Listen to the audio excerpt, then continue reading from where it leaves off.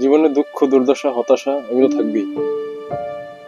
কিন্তু আপনি যদি মনে করেন যে আপনার দুঃখ কষ্টগুলোকে আরেকজনের কাছে শেয়ার করে বা আপনার প্রিয় কারো কাছে বলে আপনার মনের কষ্টকে হালকা করতে চান, বা এগুলো বলে আপনি তার কাছে অনুশোচনার পাত্র হতে চান, তাহলে আসলে আমার কাছে ওটা মনে হয় এটা নিরেট একটা বোকামি।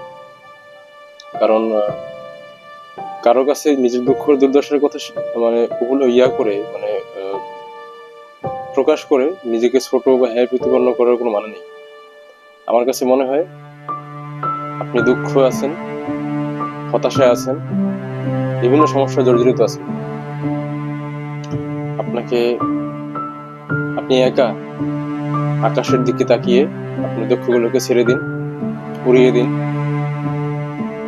আপনি নামাজে পড়ান, আপনি নামাজে সিজদায় পড়ে বিধাতার কাছে আপনার দুঃখগুলোকে জমা দিন।